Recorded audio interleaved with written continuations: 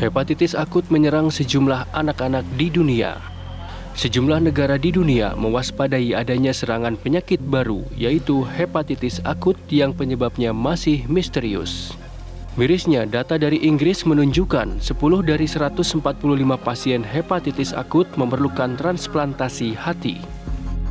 Penyakit yang sudah dinyatakan kasus luar biasa oleh Badan Kesehatan Dunia atau WHO terus bertambah jumlahnya. Tercatat lebih dari 170 kasus dilaporkan oleh lebih dari 12 negara. 3 kasus infeksi hepatitis misterius ini juga ditemukan di Indonesia. Karena itulah, Kementerian Kesehatan menghimbau masyarakat untuk mewaspadai munculnya hepatitis misterius yang kebanyakan menyerang anak-anak usia 5 hingga 16 tahun. Penyebab hepatitis misterius sendiri kini masih diselidiki. 2 dugaan awal yang muncul adalah adenovirus 41 dan SARS-CoV-2. Namun, para pakar meyakini masih ada kemungkinan infeksi hepatitis misterius ini disebabkan oleh hal lain. Lantas, organ apa saja yang diserang oleh hepatitis misterius ini? Seberapa besar bahaya penyakit yang penyebabnya belum diketahui tersebut? Tim TV One mengabarkan.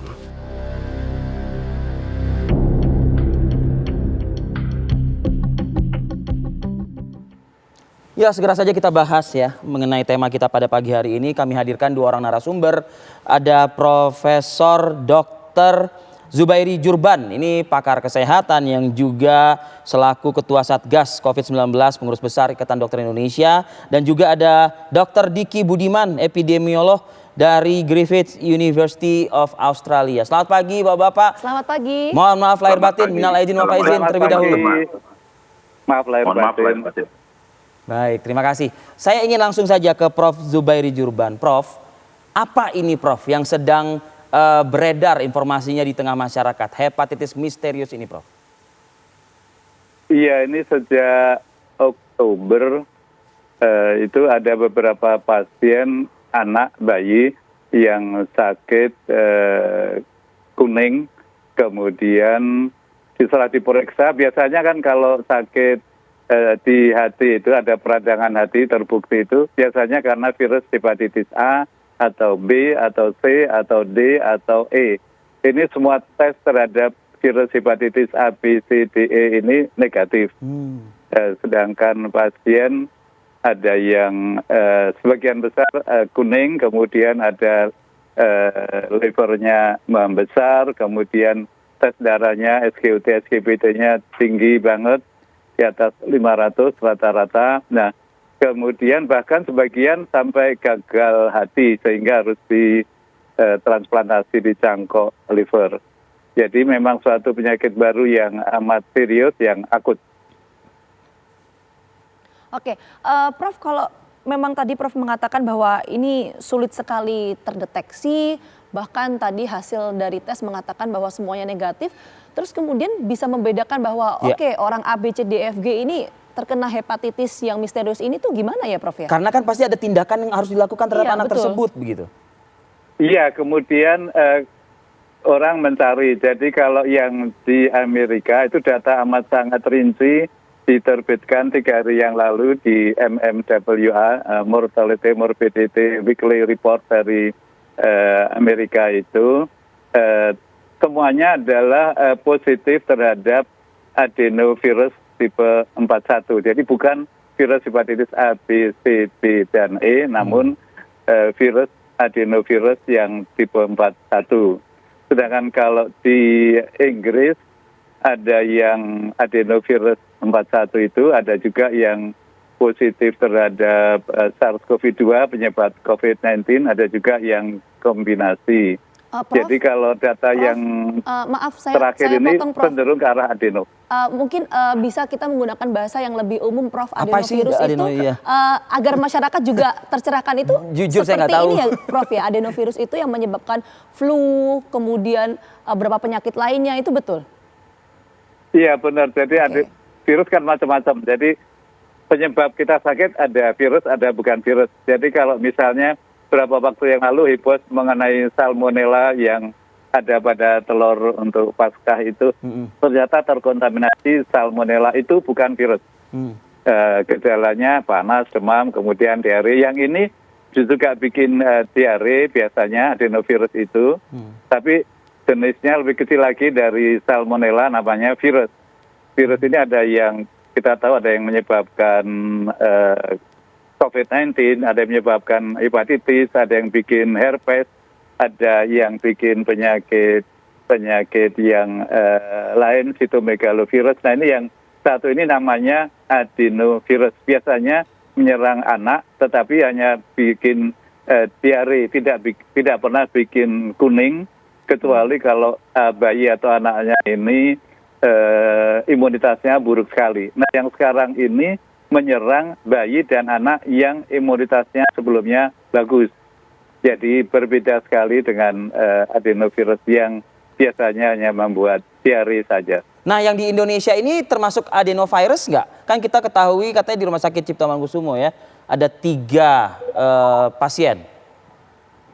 Iya, saya tidak tahu data rinciannya, namun kelihatannya masih diteliti terus kalau melihat dari rilis dari Kementerian Kesehatan. Ini terpaparnya melalui apa ya, Prof. Zubairi?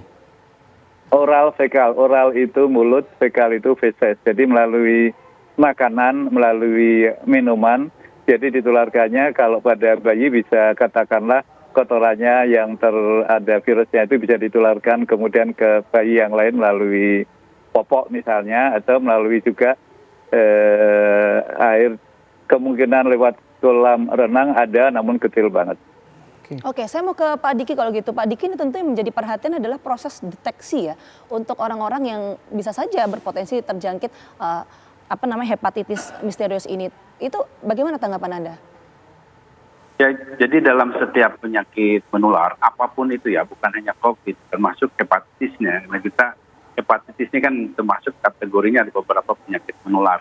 Tadi sampaikan oleh Prof. Zubairi, misalnya yang A ini kan fekal oral, ya kalau hepatitis A ya. Ada yang B dan C itu dari cairan tubuh. Nah, ada yang lainnya berbeda. Nah, itu virusnya beda-beda, tapi yang menyamakan adalah menginfeksi hepar atau liver atau hati. Nah, sekarang ada kasus hepatitis yang disebut misterius ini karena sebetulnya bukan menakut-nakuti bahwa ini seperti apa ya, tapi belum jelas. Iya, karena A sampai E-nya negatif kan? Betul. Nah, masalahnya sekarang seperti di Israel, dari 12 kasus saja dari yang di riset itu 90% lebih itu 1 tahun yang lalu terinfeksi COVID. Adenovirusnya itu ada atau tidak ada. Gitu. Jadi ada link yang kuat sehingga saat ini yang kita atau dunia ya, karena 2 minggu lalu kita ada diskusi secara global. Karena trennya kenapa ini menjadi kewaspadaan sebetulnya, dari jumlah yang tidak terlalu banyak itu sudah ada kematian itu, Pak Gina dan Mas Arief ya. Karena gini, setiap ada penyakit yang relatif baru atau masih belum kita ketahui dengan jelas, kalau sudah ada kematian itu berarti harus jadi ancaman serius, harus jadi perhatian serius.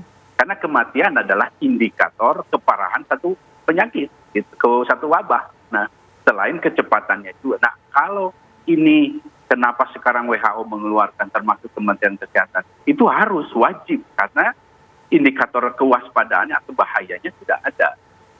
Kecuali tidak ada kematian. Apalagi bahkan sebelum ada kematian sudah ada tadi disampaikan transplantasi. Itu saja sudah serius. Karena adenovirus yang selama ini itu sebenarnya umum. Anak-anak itu sebenarnya terpapar tiap banyak anak itu, tapi tidak menyebabkan sakit kecuali anak ini menurun daya tahan tubuhnya. Nah, sekarang yang menjadi perhatian para peneliti dunia adalah para epidemiolog khususnya, kenapa ini menurun sekarang? Ada yang di Eropa dianggap ini karena lockdown. Lockdown itu bukan karena lockdownnya ansih, tapi karena anak-anak ini di rumah kurang terpapar, tereksposur, sehingga tidak punya imunitas. Karena sebelumnya begitu. Nah, ini yang menjadi, ada juga teori lain, ini karena ternyata virus SARS-CoV-2 ini bahkan membuat sistem pertahanan tubuh kita menurun pada beberapa kasus yang disebut dengan sel T-nya jadi tidak berfungsi secara maksimal.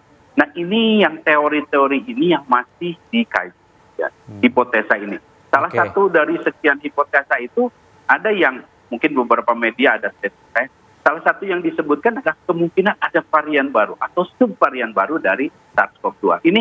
Ini hasil riset secara global ya. Nah, artinya di tengah semua proyeksi-proyeksi itu yang paling penting sebagai peneliti global health security juga saya ingatkan bahwa kita jangan mengabaikan masalah precaution, pencegahan. Karena aspek terhadap penyakit yang baru ini yang harus kita prioritas pencegahan. Jangan euforia, jangan abai. Nah, itu dia yang penting, Dr. Diki. Ya, ini betul. Ini Mas Arief, jangan sampai kita merasa sudah selesai, kemudian akhirnya ya seperti ini. Ya. Kita ini harus ingat bahwa statusnya masih pandemi supaya kita tetap waspada sehingga bisa keluar dari situasi kritis. Baik, Dr. Diki Budiman dan juga Profesor Dr. Zubairi Jurban. Kita jeda dulu. Kami nanti akan berdiskusi lagi dengan Anda berdua usai jeda pariwara berikut. Tetaplah bersama kami.